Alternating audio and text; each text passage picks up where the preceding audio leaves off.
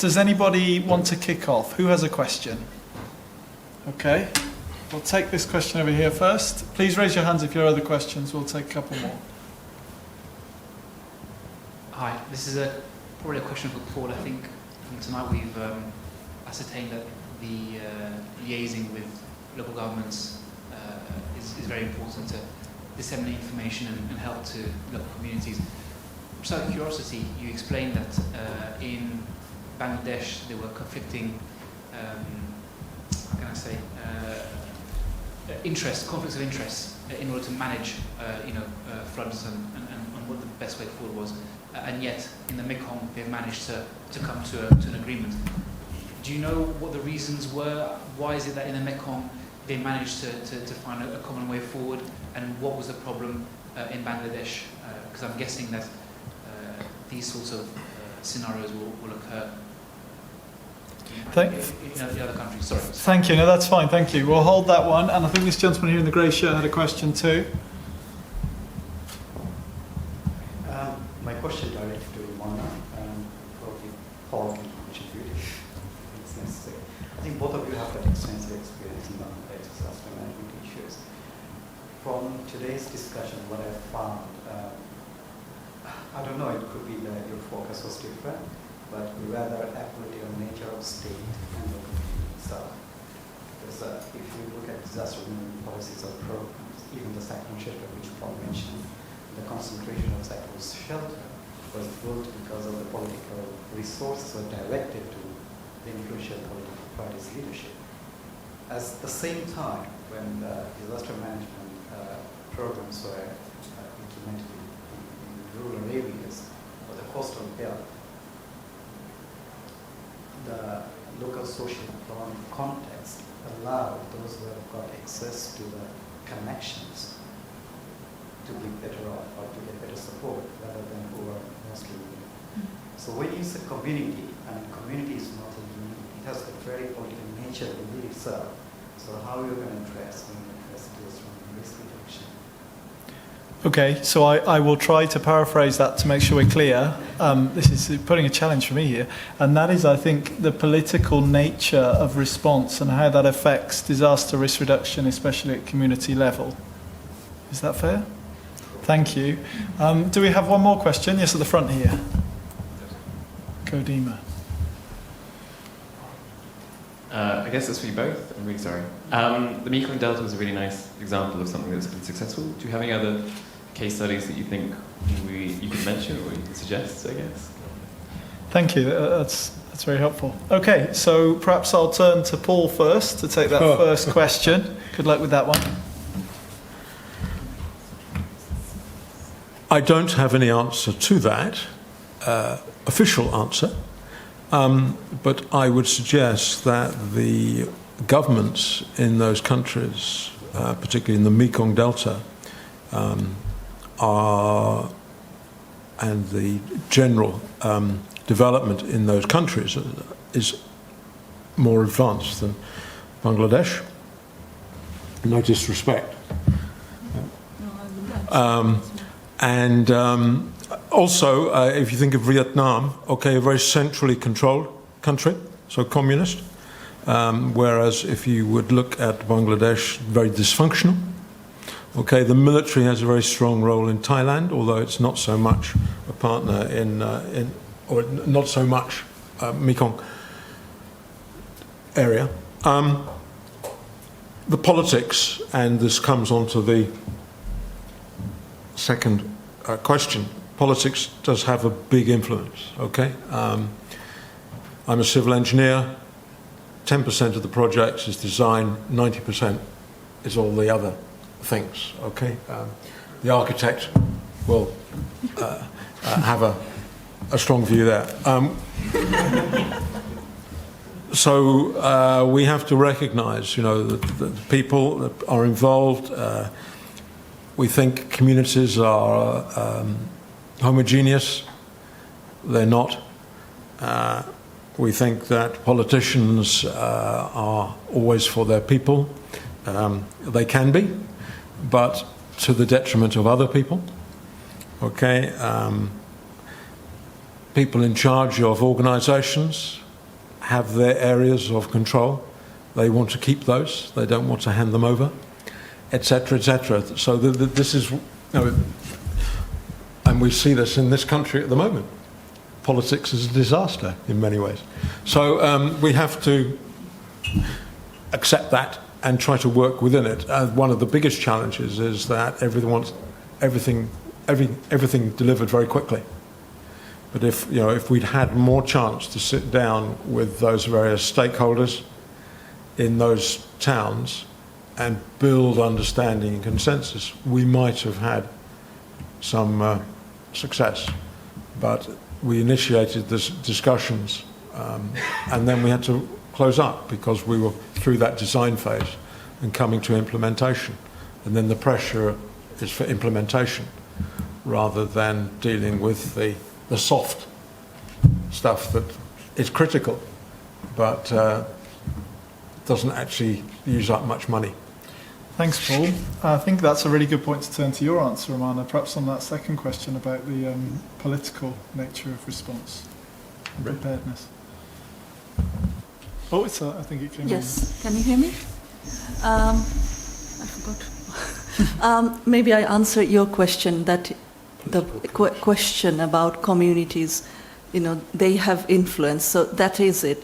That is the message I also wanted to give in today's presentation, is that when you start getting engaged with development sector, you always think, oh yes, we're going to go and do community participation, we're going to have beautiful pictures, everyone's included, everyone said what their opinion is, but that's not the reality. The reality is the political leaders and how you influence them as a community member. And especially when I started my career back in 2000, we were doing some research in the flood-prone areas in Bangladesh. And I was in many of your positions, and I wanted to explain to the community, look, we are here for a research. But they thought, so what's in it for you? Because they understand the business in Bangladesh, because we have the largest number of NGOs in the world. So people are very clever. They know how to use the situation. But the most vulnerable people, the people who are displaced, Paul talked about all these places getting flooded. People are going to the cities, they're living in the slums. So it is how long can you be resilient for? You can't carry on living with floods. And I recently did a research, and they said that 7-8 times people migrate within their own localities before they choose a life to live in the slums in the cities. So people's livelihoods are the most important thing, whether you're an engineer, whether you're a social worker. So that's one thing. And I agree with you that we have to make sure whichever sector we are working in, that we have to engage the local government and the local politics. And recently, my colleague Damien is just behind you. We were working in Nepal, evaluating some DRR projects, and we found the same thing, that we were doing the research, and because they have different caste system, communities or society in the caste strata, whoever is in the higher caste, they have more authority to go and talk to the community. So that's the reality we have to be very conscious about. And in terms of good practice, I'd like to mention that ASEAN, the Association of Southeast Asian Nations, they are like EU in Europe, so they are very strong. But SARC, the South Asian Association for Regional Cooperation, SARC, Afghanistan is in one end. Pakistan, India, they don't talk to each other. Then India, trying to work with Bangladesh with water problems and power and electricity. So there is a lot of complex politics within the South Asian region. So it's very difficult for me to give any answer about good examples, but ASEAN is a very good model. And they have also developed their own ASEAN local guidance for disaster recovery, so that the region, they can support each other when there is a disaster. Thanks, Romana. Paul, do you have any good examples you'd like to share?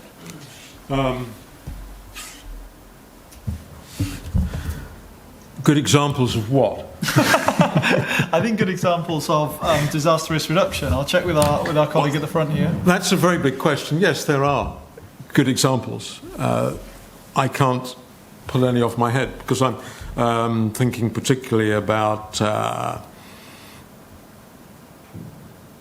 thinking particularly about flooding and drainage, but I think the recent earthquake in Mexico City, for example, there were buildings that collapsed with loss of life.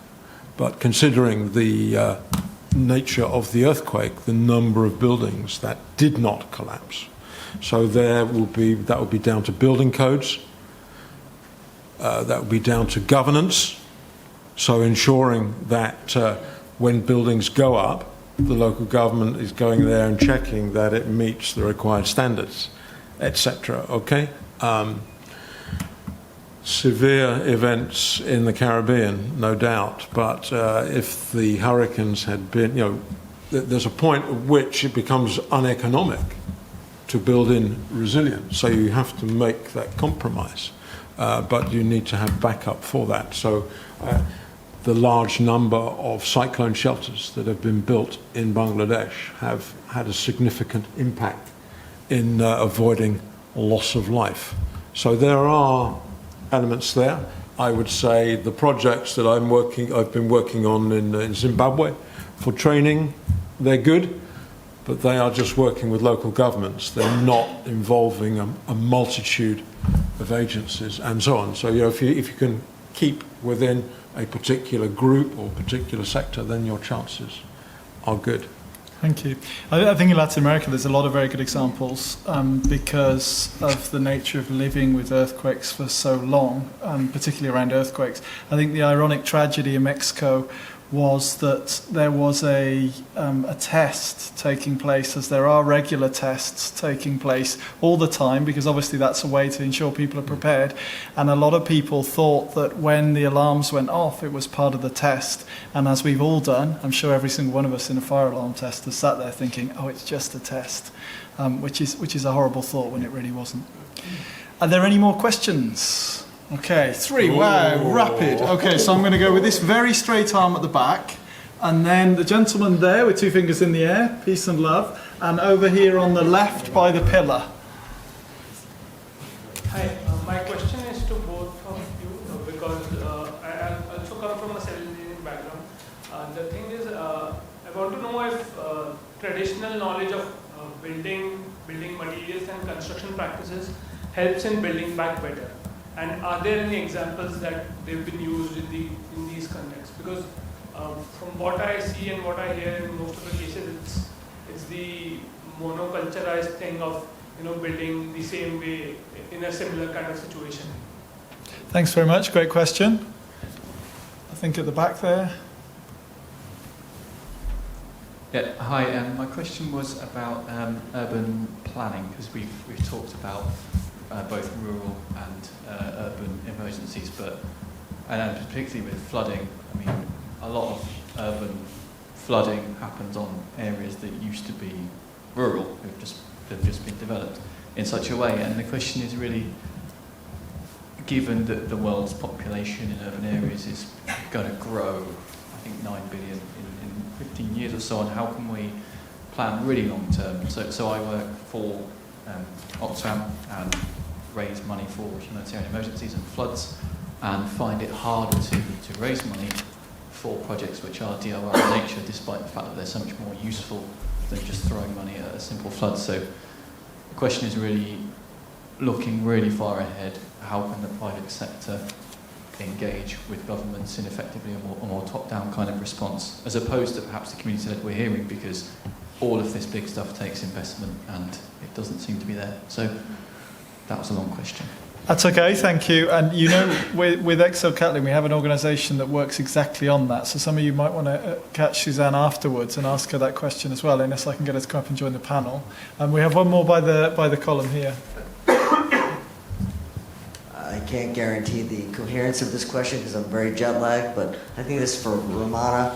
I'm John Sauer. I'm from Population Services International.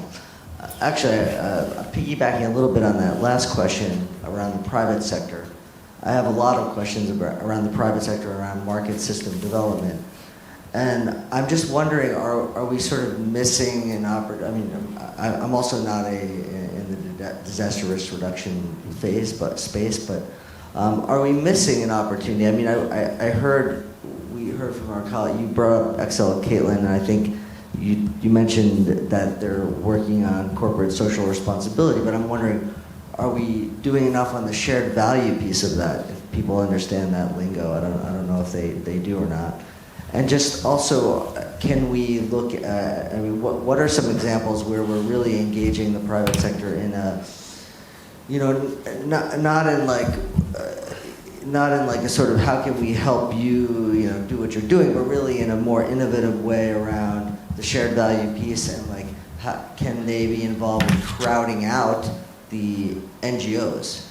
Because I think that's a part of the problem, right? And when I think there's an opportunity in the disaster risk reduction phase is that you actually can look at that longer term picture, and you can sort of, you know, can we get the private sector to actually play a more strong role, so that, I mean, the NGO should be there for real emergencies and for, you know, advocacy and those types of things, but not really in the direct implementation. We're never going to get to the scale we need unless we have the private sector really doing what they do best. Thank you very much. 3 very interesting questions. Who wants to go first? Shall I start? Yeah, with sure, the go last ahead. One, because when I was preparing for today's talk, I was thinking about our host. Because recently, when I was doing the work for developing a local disaster recovery framework guide, how local government can respond to disasters, I researched a lot, and I found out that we visited several countries: Colombia, India, Serbia, and Indonesia. So we found that private sectors in India, in Colombia, as well as in Serbia, they played a big role in recovery. For example, in India, it's been going on for maybe 10, 15 years after the Gujarat earthquake. That was 2002, I think. 2000, maybe 2000. So what happens is that private sector insurance companies, they are promoting risk insurance. So at large scale, they're having this pool of money as an insurance money for catastrophe insurance bond, it's called. And so different Caribbean region, they can have access to bigger bond, the governments. And at the community level in India, we saw that the government, we talked about building back better. So the governments are building good quality houses, which will be earthquake or landslide resilient. So those houses are insured for 10 years. And other insurance, like fishermen, they take life insurance. Then there is this agriculture insurance for farmers in drought. So there are really good examples of private sectors getting involved in insurance sector. And then in construction sector, we've seen in Haiti, there are good examples of Digicel, they got involved. And then in cash transfer, private sector mobile phone companies in Bangladesh after disasters, they make systems available for all the Bangladeshi foreign remittance go to the family members, and most of the money, someone who was talking about Oxfam raising money, most of the money for disaster recovery comes from the people who work overseas. I haven't sent any money, I have to be honest, but anyway, so the money comes from the people, and that's the sustainability model. And I'm sure you heard about microfinance and microcredit. Of course, there are criticisms, but there we need to think about new ways. This donor funding model, it's not sustainable, we all know. And there are lots of refugee problems. Problems are just growing, so we can't go like this. We have to think about how we engage the private sectors more actively, use their skills for urban planning. They have so much skills out there. So how do you bring that? And RedTalks is already doing that. They are bridging the gap between the humanitarian, the NGO sector, who are really good at engaging. The 90% talk, Paul was saying that it's not engineering, 90% is talking and negotiating. So that civil society can do that, and private sector can bring their expertise. So we need to create a platform, like a chess board game or something, to be able to operate in a new way. Thanks, I Ramon. think I mixed all the answers together. No, but it's interesting. Paul? I'm glad you answered the third question, because I'm not going to do that. Yes. Traditional knowledge and its relation to Build Back Better. Yes and no is the answer to that. Okay, we had the tsunami in Indonesia and around there. okay, and the traditional knowledge was not adequate. So the Building Back Better has aimed to build tsunami resilient properties, okay, by raising them up above the ground level. Okay. On the other hand, yes, there are some people. That man who was measuring the water level in the river in Bangkok, in Thailand, yeah, there probably is local knowledge about the performance of the river there. So it has to be a synthesis of both. We can't go in and say we know better. Those people have been living there for years. Okay, what we can say is we have some experience from other places that may be relevant here, so let's sit down and talk about it. So one has to be wise. 2 ears and 1 mouth. Okay? Urban planning with respect to DRR. Yes, the projects that I explained, they all had an urban planning content, but you're reliant upon governance. Okay, and politics comes into that, whether it's with a big P or a small p. There will be landowners who can see an opportunity to make money by renting out marginal land to people. If you have a program to move people away from marginal land, you can turn your back and others have come in to occupy it. So it's all very well having a plan, but unless you have local willingness and governance to support that, it's just a paper exercise. So again, you've got to work with communities and help them to understand the issues and why you're saying you shouldn't be living here. They will like it because it's close to where they work, or so it's cheaper, etc., etc. So again, you've got to take the human attitudes. I mean, you all know, in a park you will find a very nice path laid out, but there's an informal path, isn't there, that's cutting across the corner because people want to go from that gate to that gate. So it has to consider the human element as well. So you can sit down with a nice plan, but it won't work. Over here. Great. Microphone coming.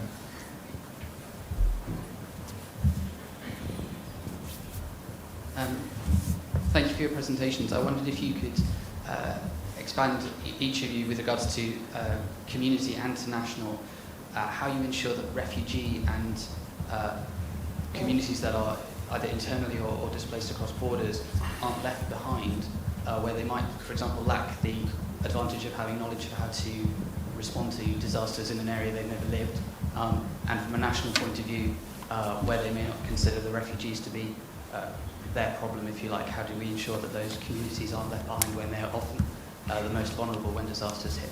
Thank you. And question there? Hi. I'd like to pick up on what you mentioned as the human element of it, because as we, I guess, all know, disaster risk reduction doesn't really stop when you've built a beautiful new structure or any kind of piece of infrastructure, even though I totally believe what you've presented is amazing. But since in a world like this, the main point about it is that we don't actually know the new risks that might be coming along in just a year's time.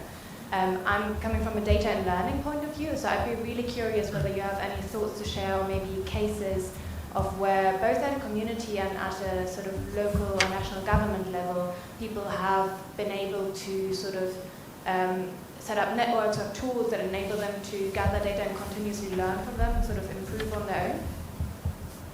Thank you very much. And final question here. Hi, I'm Laura Howlett, independent researcher and consultant. My question originally was going to be around the private sector, so we've kind of covered that. But I was just interested to hear from all of you on the panel just some comments around sort of how useful, in your experience, you have found sort of these big overarching frameworks like the Sendai Agreement and the SDGs at sort of local and community level? Sort of, are those sorts of messages filtering down, and are they good motivating factors for community-based organisations and local governments at that kind of level? Or is it simply that the message only gets through when sort of other agencies or organisations come in from external to kind of bring those kind of messages? Thanks. Thank you very much. I'm happy to have a go at that first one, that last one. I can go with the last one. Okay, Roman, I'll let you go with the last one. Go ahead. I'm totally blank now. I'll have a quick go. I think it doesn't matter. I think those sort of international frameworks are important for generating interest and focus on things. You wouldn't expect people in a rural community in the middle of nowhere to be up to speed on the Sendai framework. And frankly, they don't need to be. But what they do need is they need people who are motivated by the Sendai framework to get involved in programs that will make a difference to their lives. When those people arrive, then what they need to do is they need to be aware of the knowledge and ability of the people that are living there and need to listen to them properly. So they combine this sort of international knowledge that we were talking about earlier, that Paul mentioned, along with local experience to generate something that's really useful. But I think the international frameworks and international goals serve a very important purpose. And I think that is, yes, it's removed from a community level, but the two are different parts of the same campaign, if you like. Would either of you like to take any other questions or carry on with that one? Okay. I think we have to go both ways. Like, that's why I had the bike picture that, you have to go top and bottom. You can't just go one track. And Sendai helped with the regional cooperation, the international cooperation, and we were talking about sharing, water sharing, resources, about ASEAN. Oh, sorry. Did you hear anything? Okay, I don't need to repeat. So what I was saying is that Sendai helped with the regional cooperation, like the case study I was talking about. One of the case studies we did for the local disaster recovery framework guide was about how Serbia recovered. Serbia being a really small country, they recovered because of the EU. All the European countries came and helped them. And same happened with ASEAN and SAARC countries. So because of those global framework up there, there is a more organized system of collaboration. And I think that's really important. And there's other questions? Do you want to answer? This question about being ready for unknown risks, is that correct? Yes. That reminds me of the US Vice President who said it's the unknown unknowns that we're uncertain about, that causes problems. We are learning all the time. We are finding risks in places where we did not see them before. The cyber world is an example of that. The challenge is to build resilience. So if we can address sort of issues that we know are within our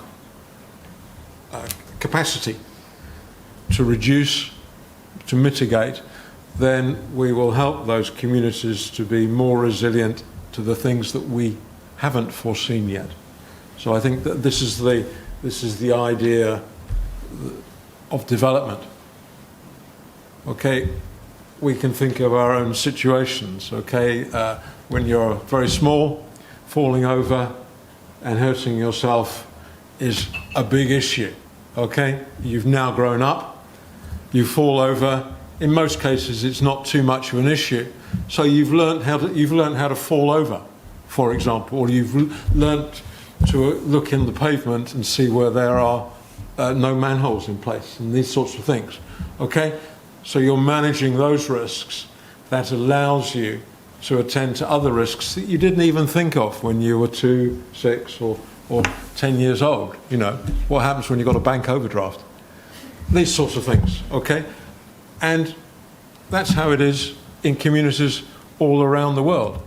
If you can deal with them, help them in their situations with drought, in flood, and so on, then other issues that come to them that we haven't foreseen should help them to deal with that better.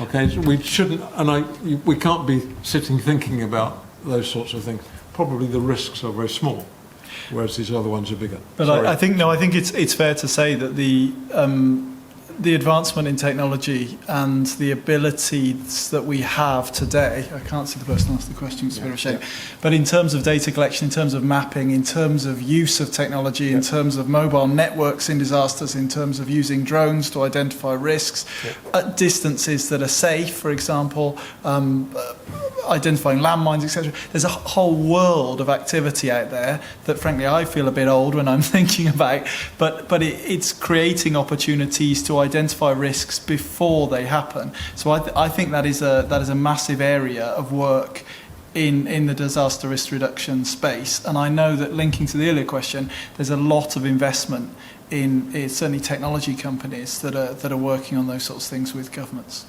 I don't want to ignore our first question over here around how do we ensure that refugees and internally displaced people are not ignored. And I think Romana's probably a good person to start with that. You know what? One of our speakers, he's probably dealing with that situation, isn't he? One of the speakers who couldn't come, he's in Bangladesh. Oh, yes, exactly, right now. So maybe in the next session you can ask that question and get more into detail. But that's really the situation, because of all the the conflict situations. These days, there is no division between environmental disasters and human-made disasters. In the last World Reconstruction Conference in June, the donors, the high-level international communities, they are thinking how to make sure that it's all well integrated. For example, if there is a cyclone, that now it's the cyclone season in Bangladesh and Myanmar, the refugees who are now in Bangladesh. So our cyclone shelters are to accommodate 2,000 people maximum. So where are we going to put them? Okay, we have enough cyclone shelters. Sometimes I think about that. So the problems, like Paul was saying, that problems are coming. So we need to be innovative, and I don't have the answer for this complex question: how we integrate the political conflicts. And I have one personal experience which I can share. That was back in 2009-10 time. There was this earthquake in South Pakistan, which is Balochistan, and the refugees from Afghanistan been living in Pakistan for 15-20 years, and once they live in the country for 15 years, they become Pakistani citizens. They have a ID card, national ID card. But when the army, because they're the most effective in doing damage assessment survey, when the army went on and did the assessment, they counted these people that their houses got damaged because of earthquake. But the local leaders, the local influence was so difficult, and then we couldn't manage the expectation, and some of them were pushing to take the names out. But as UN, we could raise the point and tell that to the UN and to the government, but that's how much you can do. But you can't get involved more than that, so you can just report it to the higher level. Thank you. Thanks, Ron. Paul, do you want to add anything to that one? Just to say that international NGOs, other organisations will have signed up to codes of practice that require them to respect the needs of all people. So they would be working within that remit. The challenge would be probably on the national level, and we see that particularly in Myanmar and the situation of the Rohingyas in that particular country. Yeah, an increasingly complex environment in humanitarian situations. Thank you both very much. I'd like to take this opportunity to ask you to thank our two speakers again. So thank you, Paul. Thank you, Romana.